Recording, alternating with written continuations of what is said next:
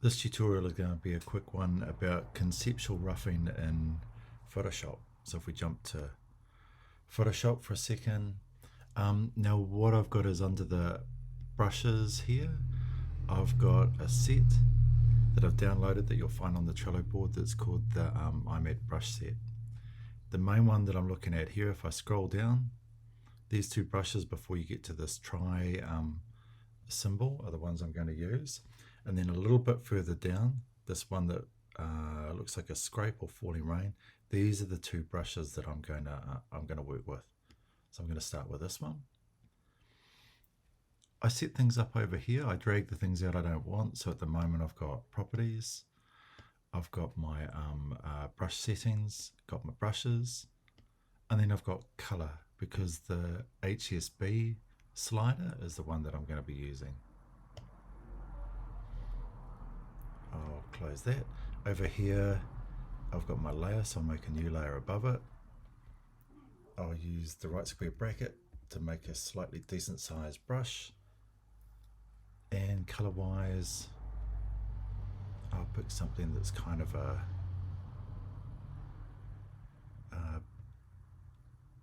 brown, maybe a little bit more red in it. There we go, that looks good. And I'll simply kind of rough things in a little bit. So I'm just scribbling down some boolean values.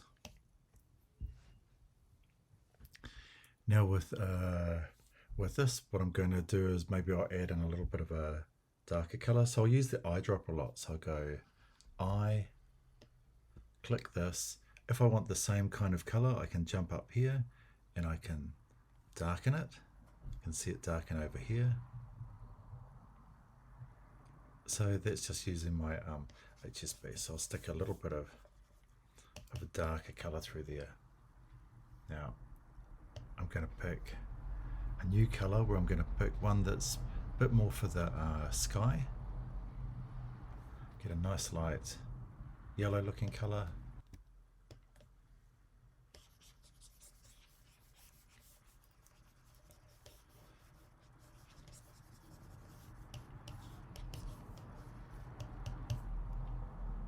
Looking at my pen pressure, I've got both the tilt and the pen pressure on.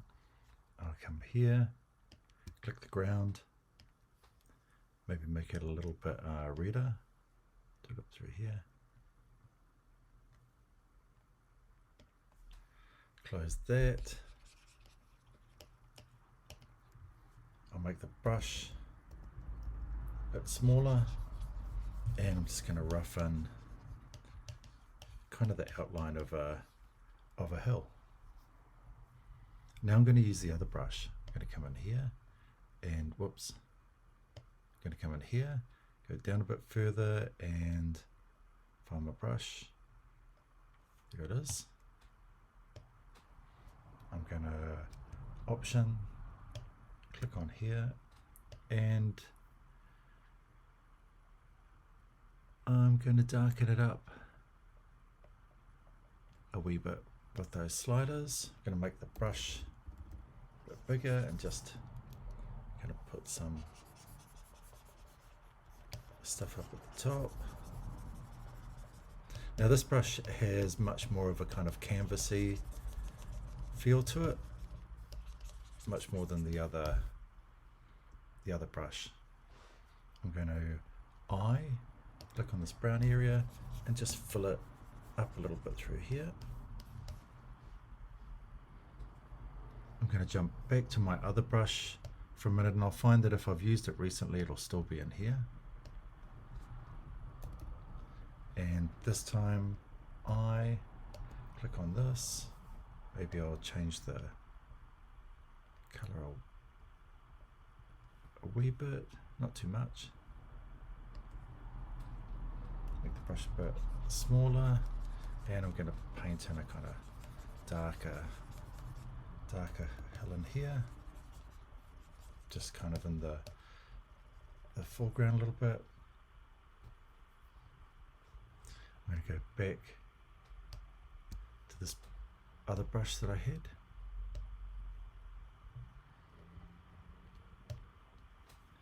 and I've eyedrop it on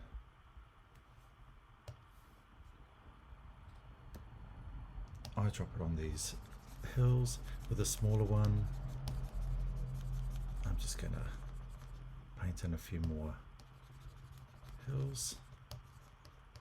Don't know that taking the tilt off did too much, but we'll paint that in a wee bit more there. Be just about me getting the pressure right a wee bit. I'll get this color again, make it a bit bigger, and I'm just going to push it through here a little bit, adding a little bit of lightness in. And again with this stuff, just making things a little bit darker, a bit smaller, to put some kind of foreground. We can hear a few rocks, so a much smaller brush now, maybe even smaller again.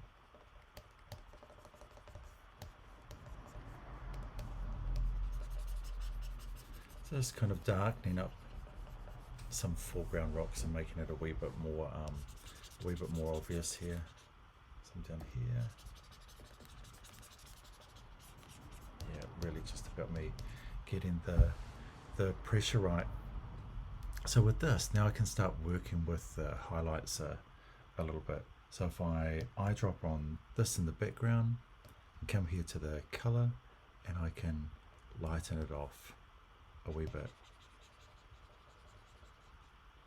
Probably even a bit more.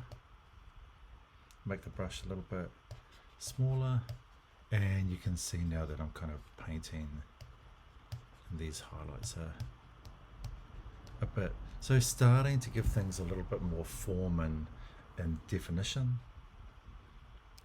Over here I can click I on this and I'll do the same thing, except this time I'm making it darker.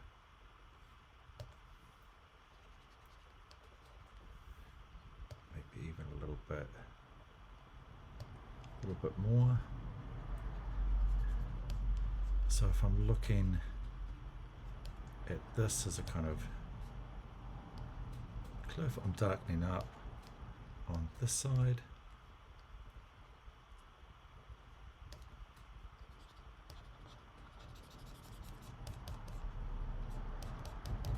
You can keep going back and forth. I can, if I spin this around, option, click on this, and I can add in some highlights by going the other way.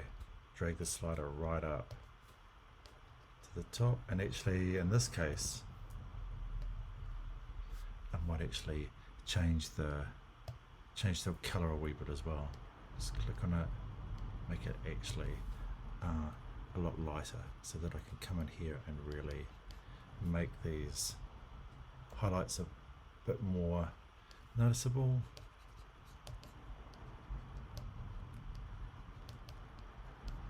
And again, where these lines run down, jumping back and forth between the two, redoing some of those shadows if I want to, and kind of making it look like there's ridges and more that's happening with this.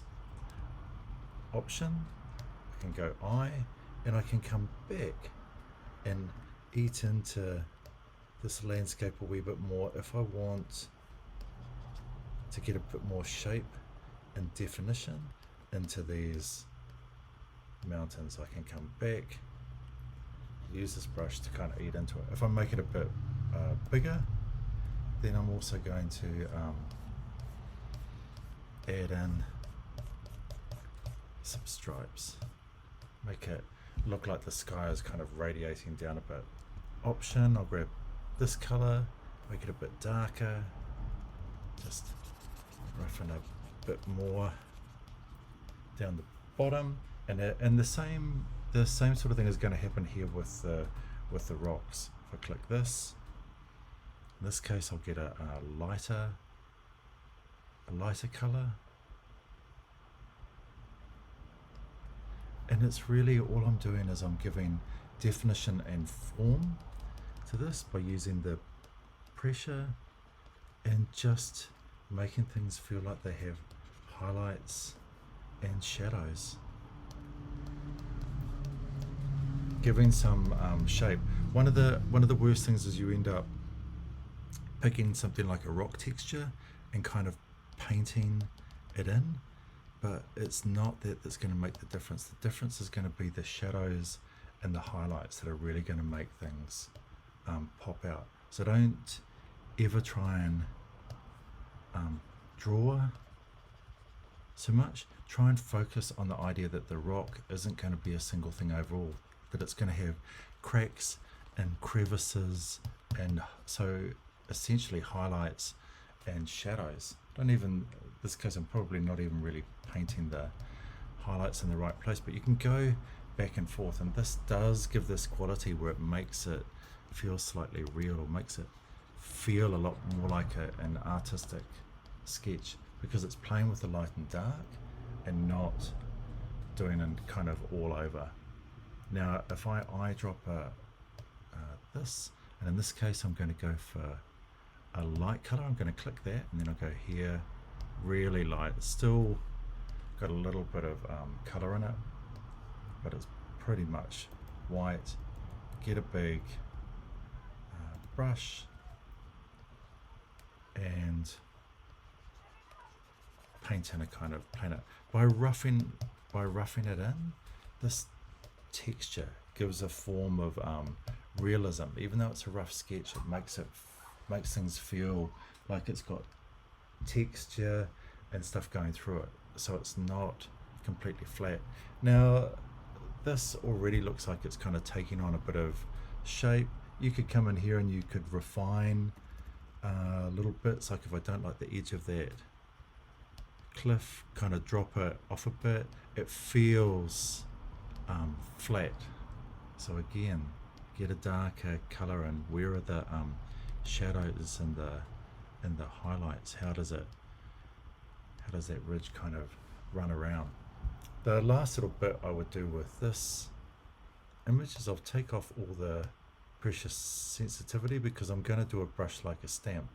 I've got one that I made at some stage that's like a cloud, and so I can come in here, just enlarge it up, D and X. I've got white as my foreground color, and let's click. And so you can easily have that stuff where, with a little bit of realism from the cloud and the painterly, you start to get this all over landscape revealing itself. But the main thing to realize is it's incredibly rough. The only thing that's really giving form or substance here is the painterly